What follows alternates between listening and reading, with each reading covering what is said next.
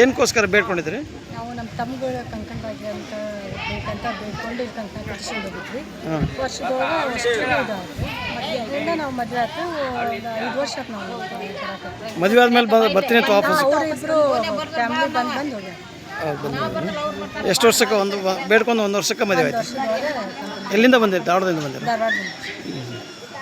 ನಮ್ಮ ತಮ್ಮಗಳಿಗೆ ಮದುವೆ ಹೆಣ್ಣು ಹುಡುಕಕ್ಕೆ ಬಾಗಿನ ಅದಕ್ಕೆ ಇಲ್ಲಿ ಯಾರೋ ಹೇಳಿದ್ರೆ ಇಲ್ಲಿ ಗೌರ್ಮೆಂಟ್ ಹೋಗಿ ಕಂಕಣ ಭಾಗ್ಯ ಕಟ್ಟಿಸ್ಕೊಂಡು ಬರ್ರಿ ಅಂತ. ಹಿಂಗೆ ಬಸ್ಸಿಗೆ ಫ್ರೀ ಆಯ್ತದ ಬಂದ್ಬಿಟ್ರಾ? ಬಸ್ ಫ್ರೀ ಇದೆ ಅಂತ ಬಂದ್ಬಿಟ್ರಾ? ಆಮೇಲೆ ಅಲ್ಲಿ ಗುಡಿ ಒಳಗೆ ಹೇಳಿದ್ರು, ಅಲ್ಲಿ ಕುಡಿಸಿ ಕಂಕಣ ಕಟ್ಟಿ ಇದು ಮಾಡಿ. ಎಷ್ಟು ವರ್ಷದೊಳಗೆ ಮದುವೆ ಆಯ್ತು? 1 ವರ್ಷದೊಳಗೆ ಎಲ್ಲರಿಗೂ ಕನ್ಯೆ ಫಿಕ್ಸ್ ಆಗಿ. ಎಷ್ಟು ಜನಕ್ಕೆ ಮದುವೆ ಆಯ್ತು? ಬಂದು 5 ಜನಕ್ಕೆ ಮದುವೆ ಆಯ್ತು. ಇಲ್ಲಿ ಬೇಡ್ಕೊಂಡ್ಮೇಲೆ? ಅಲ್ಲಿ ಇಲ್ಲಿ ಬೇಡ್ಕೊಂಡ್ಮೇಲೆ? ಮುಂಚೆ ಆಗಿರಲಿಲ್ಲ? ಮುಂಚೆ ಆಗಿರಲಿಲ್ಲ?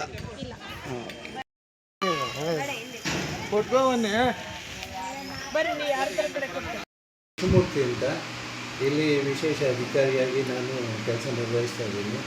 ಪ್ರಥಮವಾಗಿ ನಾನು 1999ರಲ್ಲಿ ನಾನು ಇಲ್ಲಿ ಜಾಯಿನ್ ಆಗಿ ಅಕೌಂಟೆಂಟಾಗಿ ಕೆಲಸ ಮಾಡಿದೆ. ನಂತರ ಇಒ ಕೆಲಸ ಮಾಡಿದೆ. ಈಗ ಸ್ಪೆಷಲ್ ಆಫೀಸರ್ ಕೆಲಸ ಮಾಡ್ತಾಯಿದ್ದೀನಿ. ಈ ದೇವಸ್ಥಾನಕ್ಕೆ ಸಂಬಂಧಪಟ್ಟಂತೆ 150-200 ವರ್ಷಗಳ ಇತಿಹಾಸ ಇದೆ. ನಾನು ಅಲ್ಲಿ ಒಬ್ಬರು ಮಾತಾಡಿಸಿದೆ, ಧಾರವಾಡದಿಂದ ಬಂದಿರೋಂತೆ. ಸುಮಾರು 6 ಜನಕ್ಕೆ ಮದುವೆ ಆಗಿರಲಿಲ್ಲ. ಆಮೇಲೆ ಇಲ್ಲಿ ಬಂದ ಮೇಲೆ ಎಲ್ಲ ಮದುವೆ ವಿಶೇಷವಾಗಿ ಮದುವೆ ಆಗದೆ ಇರ್ತಕ್ಕಂಥ ಹೆಣ್ಮಕ್ಳು ಗಂಡು ಮಕ್ಕಳು ಇವರಿಗೆ ಇಲ್ಲಿ ಬಂದು ಕರಿಮಣಿ ಕೊಡ್ತೇವೆ ನಮ್ಮ ದೇವಸ್ಥಾನದ ವತಿಯಿಂದ.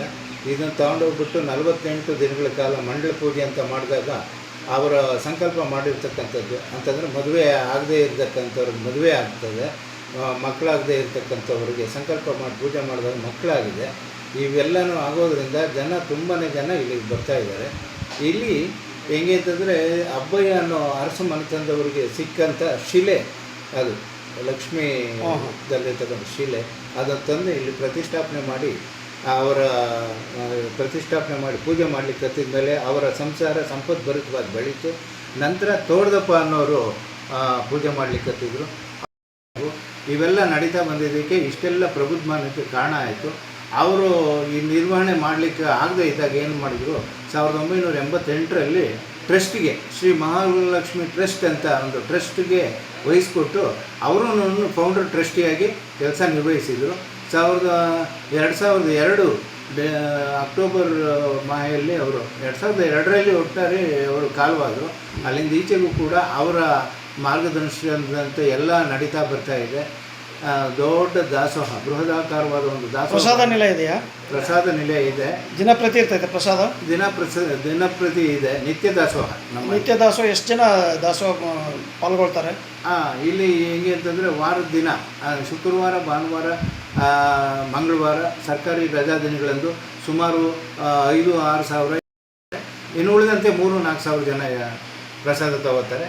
ನಾವು ದೊಡ್ಡ ಬೃಹದಾಕಾರವಾದ ಒಂದು ದಾಸೋಹ ನಿಲಯವನ್ನು ನಿರ್ಮಾಣ ಮಾಡಿದ್ದೇವೆ. ಆಷಾಢ ಮಾಸದಿಂದ ಸ್ವಲ್ಪ ಕಡಿಮೆ ಇರಬೇಕು ಜನ? ಇಲ್ಲ, ಆಷಾಢ ಮಾಸದಲ್ಲೇ ನಿನ್ನೆ ತುಂಬ ಜನ ನಮ್ಮಲ್ಲಿ 1,000 ಜನ ಏಕಕಾಲದಲ್ಲಿ ಕೂತು ಊಟ ಮಾಡುವಂಥ ನಿರ್ಮಾಣ ಮಾಡಿದ್ದೇವೆ. ಜೊತೆಗೆ ದೇವಸ್ಥಾನ ಕೂಡ, ಆ ಹಳೆ ದೇವಸ್ಥಾನ ಏನಿತ್ತು ಅದಕ್ಕೆ ಪ್ರಾಕಾರ ಅಂತ ಹೇಳ್ಬಿಟ್ಟು ಮಾಡಿ ಹಿಂದಿನ ವರ್ಷ ಗುರುಪೂರ್ಣಿಮೆ ಎಂದು ಇಲ್ಲಿ ಉದ್ಘಾಟನೆ ಮಾಡಿದ್ವಿ. ಬೆಳಗ್ಗೆ ತಿಂಡಿ ವ್ಯವಸ್ಥೆ ಇರ್ತದೆ ಕೇಳ್ಪಟ್ಟೆ? ಬೆಳಗ್ಗೆ 8ರಿಂದ 10 ಗಂಟೆವರೆಗೂ ತಿಂಡಿ ವ್ಯವಸ್ಥೆ ಇರುತ್ತೆ. ತಿರುಗಿ 10:45ರಿಂದ 4-4:45, 5 ಗಂಟೆವರೆಗೂ ಊಟ ಇರುತ್ತೆ. ಮತ್ತು ಸಂಜೆ 7 ಗಂಟೆಯಿಂದ ರಾತ್ರಿ 8:30ವರೆಗೂ ಊಟ ನಮ್ಮಲ್ಲಿ. ಯಾರೇ ಭಕ್ತಾದಿಗಳು ಬಂದರೂ ಊಟ ಇಲ್ಲದೆ, ಅನ್ನಪ್ರಸಾದ ಇಲ್ಲದೆ ಹೋಗೋ ಲೆಕ್ಕ ಇಲ್ಲ. ಇಲ್ಲಿಗೆ ಬರಲಿಕ್ಕೆ ಬಸ್ಸಿನ ಅನುಕೂಲ ಇಲ್ಲಲ್ಲ? ಇದೆ, ಬಸ್ಸಿನ ಅನುಕೂಲ ಇದೆ. ಕೊರಟಗೆರೆಯಿಂದ ಇಲ್ಲಿಗೆ ಗೊರವನಹಳ್ಳಿಗೆ ಟ್ರಿಪ್ಪು ಸುಮಾರು 8-10 ಸಿಂಗಲ್ ಮಾಡ್ತಾರೆ. ಗೌರ್ಮೆಂಟ್ ಬಸ್ಸನ್ನೇ ಮಾಡ್ತಾ ಇದೆ. ಬೆಂಗಳೂರಿನಿಂದ ಬಸ್ಸು ಇಲ್ಲಿ ನಾಗೇನಹಳ್ಳಿ ಅಂತ ಒಂದು 6 ಕಿಲೋಮೀಟರ್ ದೂರದಲ್ಲಿ ಇದು ಮಾಡಿದೆ. ಅಲ್ಲಿಂದ ಖಾಸಗಿ ಬಸ್ಸುಗಳು ಮತ್ತು ಆಟೋಗಳು ಎಲ್ಲನೂ ಅಲ್ಲಿಂದ ಅನುಕೂಲ, ಸಂಚಾರಕ್ಕೆ ಅನುಕೂಲ ಕಲ್ಪಿಸಿದೆ. ತೊಂದರೆ ಏನಿಲ್ಲ. ಹಾಗೇನಿದೆ, ನಮ್ಮಲ್ಲಿ ಒಂದು ಮಹಾಲಕ್ಷ್ಮಿ ವಿದ್ಯಾಮಂದಿರ ಅಂತ ಹೇಳಿ ಇದೆ. 600 ಜನ ಮಕ್ಕಳು ಅಲ್ಲಿ ವಿದ್ಯಾಭ್ಯಾಸ ಮಾಡ್ತಾ ಇದ್ದಾರೆ. ಅವರಿಗೆಲ್ಲ ಉಚಿತವಾಗಿ, ನಾವು ಫೀಸ್ ಏನಿಲ್ಲ, ಉಚಿತವಾಗಿ ₹1 ಅವ್ರ ಕಡೆಯಿಂದ ತಗೊಳ್ಳಲ್ಲ. ಅವ್ರಿಗೆ 3 ಜೊತೆ ಯೂನಿಫಾರ್ಮು, 3 ಜೊತೆ shoes, belt, tie, text books, note books ಎಲ್ಲ ಕೊಟ್ಟು ಉಚಿತವಾಗಿ ಊಟ, ಮಧ್ಯಾಹ್ನದ ಮಿಡ್ ಡೇ ಮೀಲ್ ಇರುತ್ತೆ. ಆ ಊಟ ತಿಂಡಿ ಎಲ್ಲ ಕೊಟ್ಟು ನಾವು ವಿದ್ಯಾಭ್ಯಾಸ ಮಾಡಿಸ್ತಾ ಇದ್ವಿ ಉಚಿತವಾಗಿ. ತಿಂಗಳಿಗೊಮ್ಮೆ ಕ್ಯಾಂಪು, ಹೆಲ್ತ್ ಕ್ಯಾಂಪು, ಐ ಕ್ಯಾಂಪುಗಳು ಇವನ್ನೆಲ್ಲನೂ ಸಾಮಾಜಿಕ ಕಳಕಳಿ ಇವತ್ತು ನಮ್ಮ ಟ್ರಸ್ಟ್ ನಿರ್ವಹಿಸ್ತಾ ಇದೆ, ಮಾಡ್ತಾಯಿದ್ದೀವಿ.